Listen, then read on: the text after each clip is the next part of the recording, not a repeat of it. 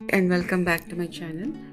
இன்னைக்கு லஞ்சில் yellow and red capsicum பொரியல், பச்சை பட்டாணியும் சோயா பீன்ஸ் ரெண்டும் கலந்து ஒரு குழம்பு. ஸோ மார்னிங் பிரேக்ஃபாஸ்ட்டுக்கும் லஞ்சுக்குமே அதே தான்.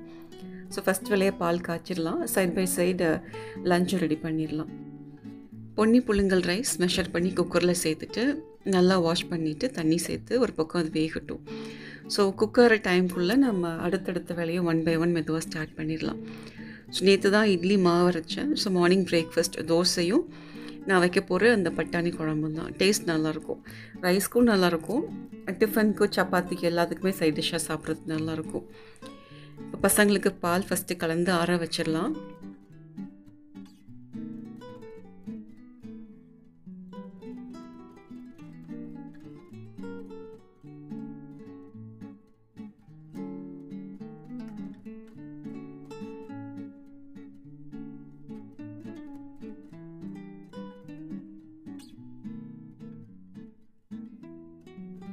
ஸோ பட்டாணி, சோயா பீன்ஸ், மற்ற காயெல்லாம் நேற்று நைட்டே கட் பண்ணி வச்சுட்டேன். மேஜரான ஒர்க் எல்லாம் காலையில் குழம்புக்கு ஜஸ்ட் தக்காளி வெங்காயம் மட்டும் கட் பண்ணால் போதும். அண்டு தேங்காய் மசாலா அரைக்கணும்.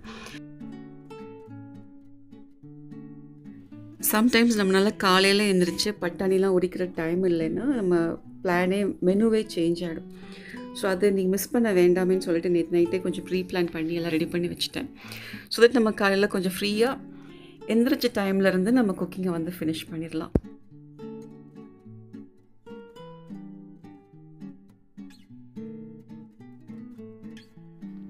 அடுத்து கேப்சிகம் பொரியல் பண்ணிடலாம். இது நார்மலாக கேரட்டு, பச்சை குடமிளகெல்லாம் ஃப்ரை பண்ணுற அதே மெத்தடு தான். கொஞ்சமாக எண்ணெயில் கடுகு, கொஞ்சமாக சோம்பு, கட் பண்ண கேப்சிகம், மஞ்சள் அண்ட் ரெட் கேப்சிகம்.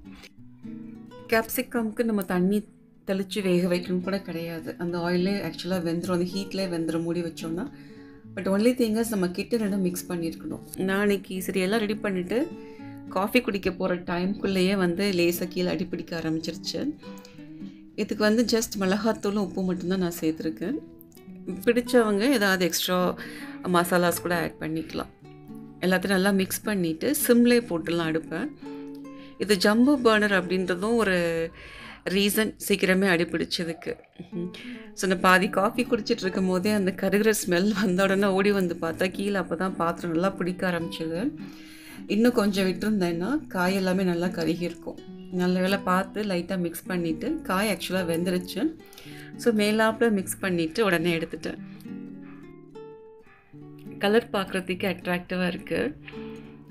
ஸோ இந்த காய் வந்து நம்ம சாம்பார் ரைஸ்க்கு, தயிர் சாதத்துக்கெலாம் நல்லாயிருக்கும். ஸோ இந்த மாதிரி காயெல்லாம் இன்க்ளூட் பண்ணுன்றதுக்காகவே இந்த கலர்ஃபுல் கேப்சிகமாக சூஸ் பண்ணேன். ஸோ அடுத்து குழம்புக்கு மசாலா ரெடி பண்ணிடலாம். இதுக்கு வந்து தேங்காய், நான் காட்டுற அளவுக்கு தேங்காய். இந்த பிளேட்ஸ்லாம் நாங்கள் முன்னாடி வாங்கினது. ஸோ உடையாமல் நல்லா இருக்குது. ஸோ தூக்கி போட மனசில் அப்படியே வச்சுருக்கேன், எதுக்காவது யூஸ் ஆகும்னு. இப்போ சின்ன சின்ன பீஸாக தேங்காவை கட் பண்ணிக்கலாம். இது கூட கசகசா கொஞ்சம்,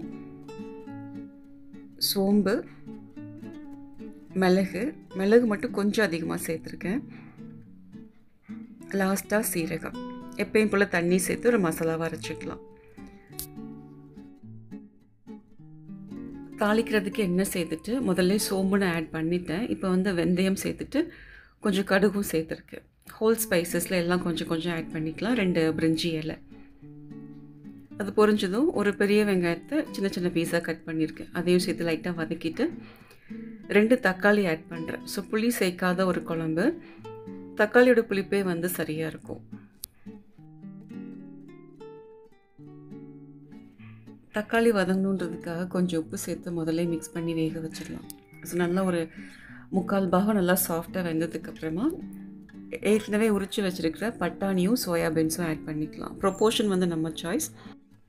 வெறும் சோயா பீன்ஸ் கூட சேர்க்கலாம். அதில் காயை லைட்டாக வதக்கிட்டு தண்ணி ஆட் பண்ணிக்கலாம்.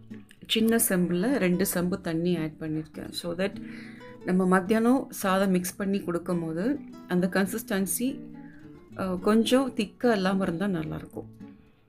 இப்போ இது கூட ஜஸ்ட் ஒரு ஸ்பூன் தனி மிளகாய் தூள், ஒரு பெரிய ஸ்பூனில் குழம்புத்தூள் எல்லாம் மிக்ஸ் பண்ணி விட்டுட்டு காயெல்லாம் வேகிறளவுக்கு நல்லா கொதி வரட்டும். அதுக்கப்புறமா அரைச்ச தேங்காய் மசாலா ஆட் பண்ணிக்கலாம்.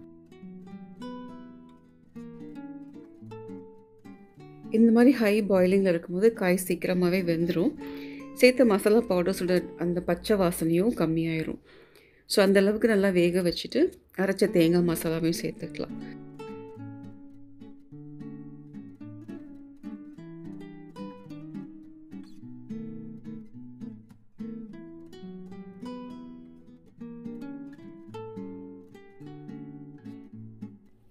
தேங்காய் மசாலா சேர்த்து கையோட கல்லுப்பையும் சேர்த்துடலாம்.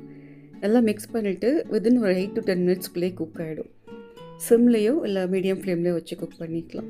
பட் இந்தளவுக்கு குழம்பு ஜாஸ்தியாக இருக்கிறப்போ மூடி போட்டு வேக வைக்காமல் ஜஸ்ட் ஓப்பன் கடையிலே பண்ணோன்னா தேங்காய் மசாலா வெளியே பொங்கி வராமல் இருக்கும். ஸோ நம்ம சேர்த்த குவான்டிட்டியை விட இப்போ கொஞ்சம் அளவு கம்மியாக இருக்குது. எண்ணெயும் தனியாக பிரிஞ்சு வர ஆரம்பிக்கும். அது ஸ்டவ் ஆஃப் பண்ணுறது கரெக்டான ஸ்டேஜாக இருக்கும். சேனைக்கிழங்கு ஃப்ரை, பாவக்காய் ரோஸ்ட், பொட்டேட்டோ ஃப்ரை, இந்த மாதிரி காம்பினேஷன்ஸ் இந்த குழம்புக்கு நல்லாயிருக்கும். So hope you all like my video. Thank you and happy food.